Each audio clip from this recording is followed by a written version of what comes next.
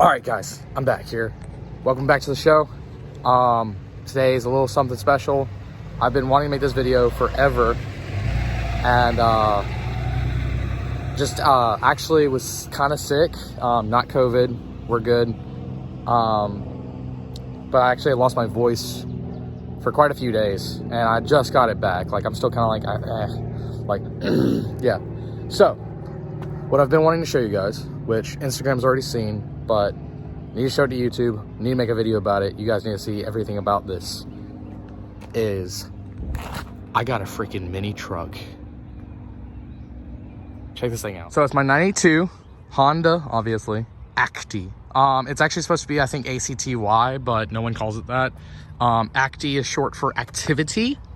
And mine's the SDX. So it's called like Super Deluxe. It's not the STD, which is standard. But even with it being Super Deluxe, there's nothing to this thing. It is so adorable. It's not, they used to have the circle headlights, but I have the 92, which I think they changed up in like 91 or 90 or something like that. So yeah, I have the more of the like EG style headlights. It's on 12-inch wheels, not 13s. They're Goodyear's Bluck, but made in Japan. They're called Cargos, and it's actually 145/12s. There's not even a sidewall number, so that's crazy. You can get like trailer tires, or there's a couple companies that make like light truck, K-truck tires, which that's what these are. Battery, here's a spare. Can't really read that. And then what's kind of cool is this is where your oil goes. This is not gas, this is oil. Your dipstick is back here. Yes, she needs a bath, but I've been doing a bunch of stuff. They're 12-inch wheels. Look at the little mud flaps. But they're 3.5 wide. Like, they ain't nothing. You got the cute little pea shooter. And then, yeah, I already got in an accident, which I stated on Instagram, but it could have been so much worse. So just a little light. We got to bend this back out and bend this little fender back in. But yeah, it's a mid-engine, so there's my hood. 3-cylinder, so it's a 12-valve, 660cc. So it doesn't even go by like, it's not 1.6, or no, it's literally like a 0.6, 0.7. Got all these little strap holders for nets and stuff. You've probably seen them in like anime and whatnot, where they'll have the net and a bunch of cargo on the back. What's really cool, which a lot of people like, okay, so there's your tailgate, right? Oh, it can turn into a flatbed, a freaking flatbed. I've also seen, I had to look it up, I didn't think it was going to be true, but you can actually get like a little box for it, so it could be a little box truck. That's super adorable. That's your actual gas cap, if you couldn't read it. It's a locking one too, so that's cool since it doesn't have the flap or anything. There's the gas tank. It's 9.8 gallons. And get this, it gets 45 miles to the gallon. 45.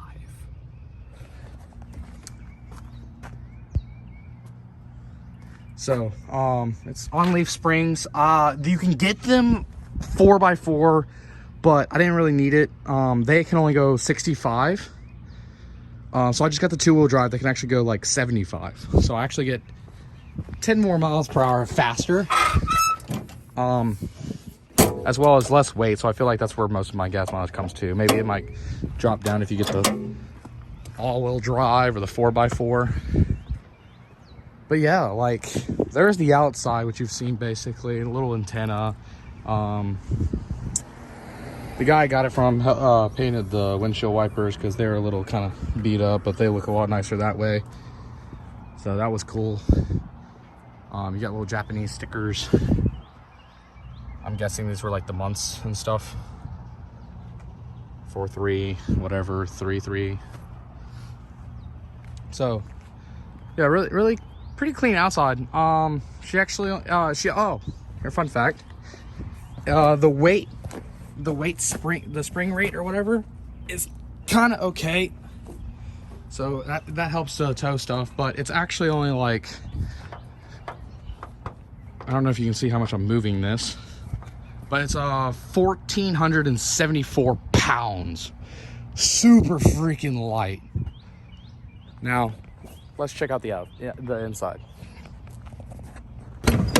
So here's the inside, where you check your brake fluid. The weird pedals. The weird pedals. These are okay. I don't know what this contraption is, but if you don't think about it, it still feels the same as you drive. It has some storage up underneath the seats. So like I got a little bit of trash and stuff, and then my rope for the back if I need it. There are no cup holders. So you have to improvise by either like, if the e-brake was down, or like back here or something would be kind of a nice spot for one. I've also put like bottles that can close up here and stuff because there's good storage on the dash. Even though it's a manual, there's no RPM gauge, so it just shows you kind of what gear you're supposed to be in. Obviously it doesn't hit 120, this is kilometers, but it does hit 120 in kilometers, because that's around like 75. 74,000 kilometers already driven. That's 46,000 miles. An AM only radio. So like you can get, oh, it's not even on. I found one station right here. That's it. Everything else kind of the, so I'll be changing that out. Cigarette lighter still works.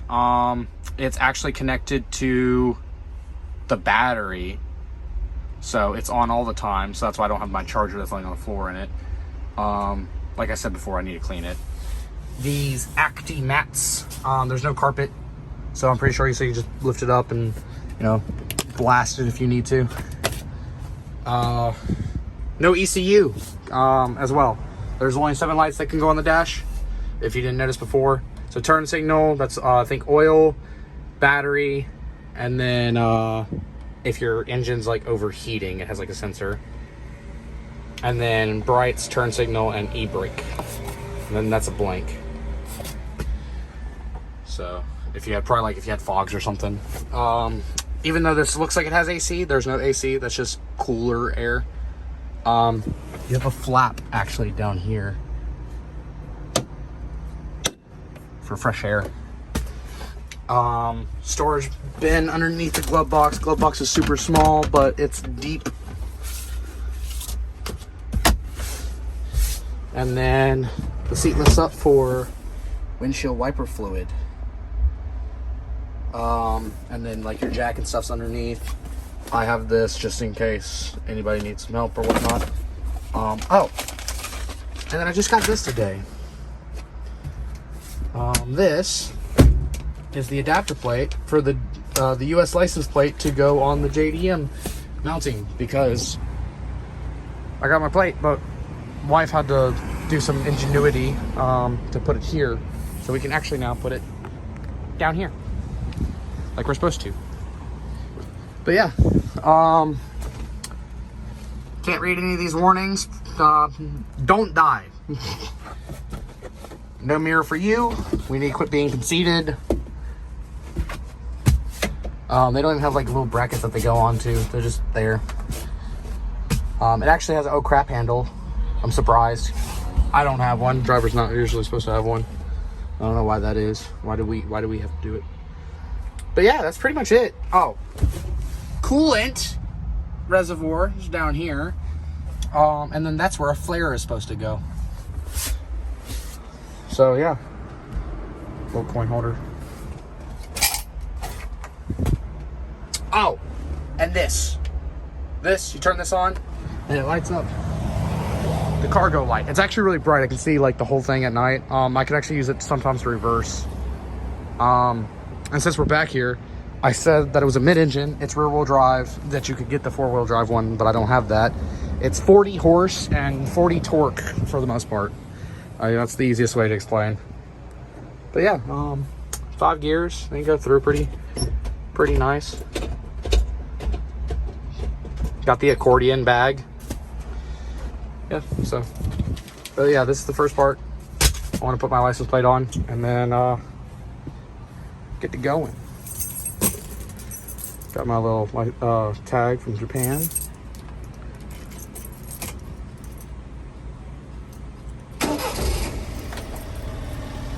Just like that. Just like that. So yeah. This is my 92 Acti, and laters. Oh yeah. How could I leave you guys without a review? Because I've already actually been driving this for two or 3 weeks. Since it's been imported and I've bought it. So that means I think, other than the dealership, I'm the only US owner to have this. Possibly. Oh, actually more than likely, yes. I am the first owner of this particular Acti in the US. I also didn't mention one thing about the cab, or 2 things. This is plastic, so that's nice. Can't sag. This is the dome light, obviously, but these aren't bolted to the seat. They're bolted to the chassis. It's kind of weird. It's actually pretty nice though, other than the blind spot. It's right where my head goes. So, heck yeah. But yeah, I've been driving, for like 2 weeks at least. And I've put over about like almost 2,000 kilometers on it so far, and it's been nice. Actually, I really enjoy it. As weird as it would be being on this side, I adjusted really fast. Like both me and the importer were actually surprised, because this is the first right-hand drive that I haven't just owned. This was the first one I ever drove, and even rode in. Like, my Acti is the only right-hand drive that I have technically been in. I sat in one as I was looking to buy one, but that was it. The test drive that we took before I bought it was the first time I've ever ridden in one, and then on the way back, he allowed me to drive it. So, and I was like, are you sure? Because I've never driven one before. I don't want to tear this up before, I buy it. Like, yes, I want to drive something before I buy it, but it's like I've never driven right-hand drive before. But yeah, everything's the same still. It's just on the other side. Like, if you were to help your friend shift or teach them how, like, that's how I figured it out. I think I knew because I've taught people how to drive before.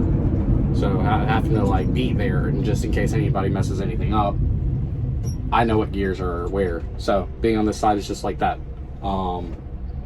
The worst things were the sticks. The windshield wiper and the turn signals are switched. I knew that going into it, so I didn't mess up until I got comfortable. That's when I started messing up. A little bit. So other than that, everything's fine. Adjusting yourself to not be on the left side. I'm in no way, shape, or form ever rode towards the right like a lot of people do, to try like center themselves up, and so they get more towards the right curb in a left-hand drive. I didn't do that. So switching over to here, I rode left hard. I'm surprised that I actually haven't curbed any of my wheels, but I'm okay now. I've adjusted. The stick is definitely in the middle of the road like it's supposed to be, so I'm in the center of the road. This thing is slow, but other than that, yeah, it's great. Until the next video, for real this time, laters.